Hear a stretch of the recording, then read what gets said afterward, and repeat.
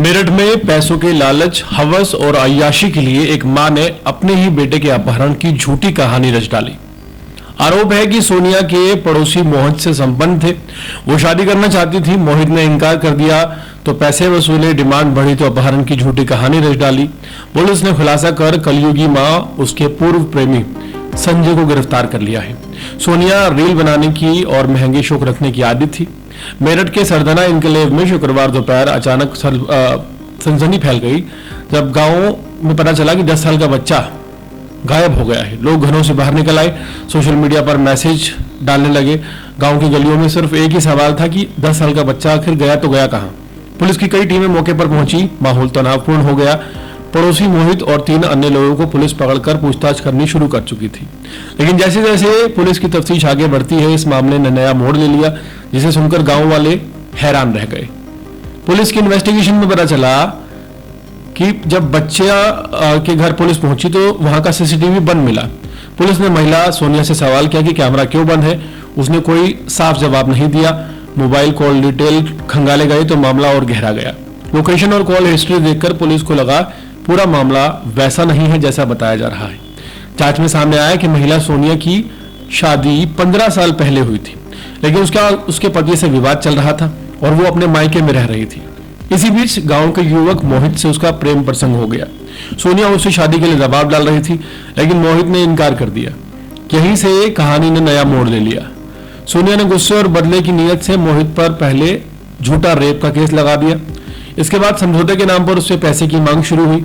मोहित का पूरा परिवार पैसे की बड़ी रकम नहीं दे पाया तो महिला और ज्यादा उग्र हो गई। पुलिस को पता चला कि सोनिया ने अपने नए साथी संजय के साथ मिलकर एक और खतरनाक योजना बनाई।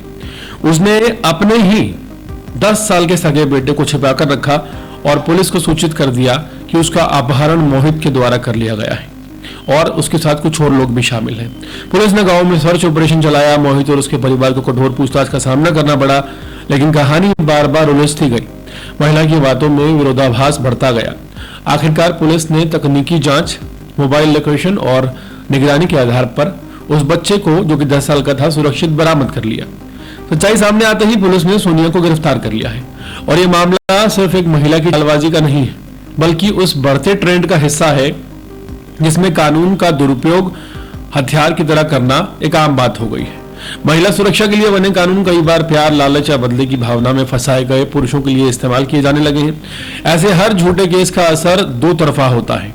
एक तरफ जो निर्दोष पुरुष होते हैं वो अपनी इज्जत, पैसा और समय गंवाते हैं, और दूसरी तरफ जो असली लड़कियां पीड़िताएं होती हैं उनकी आवाज कमजोर पड़ती है, क्योंकि झूठे आरोप पूरे सिस्टम की साख बिगाड़ देते हैं। मेरठ की यह घटना बताती है कि बदले की आग में इंसान किस हद तक गिर जाता है। एक माँ अपने ही 10 साल के बेटे का छुपकर उसके अपहरण की योजना बनाती है और यह समाज के लिए बहुत डराने वाली बात है। पुलिस की सतर्कता और जांच इस मामले को सुलझा तो चुकी है, लेकिन सवाल अभी भी वही है, क्या सोनिया जैसी जो महिलाएं हैं जो कानून का गलत इस्तेमाल कर रही हैं, उन पर रोक कब लगेगी?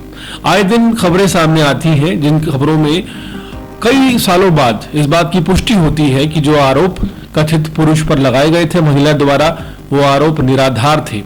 कोर्ट कड़ी फटकार भी लगाती है, लेकिन अब शायद समय आ चुका है कि जो महिलाओं की सुरक्षा के लिए बने गए कानूनों का दुरुपयोग करके अपने निजी स्वार्थ साधने के लिए या बदले की भावना से कानून का दुरुपयोग कर रही हैं, उन्हें भी उसी तरह से दंडित किया जाए, ताकि इससे कानून का ना तो मजाक उड़े और ना ही लोगों में कानून के प्रति एक जेंडर के, खासकर पुरुष जेंडर की अगर बात की जाए तो उस जेंडर में कानून के प्रति देश की भावना या रोष की भावना उत्पन्न ना हो।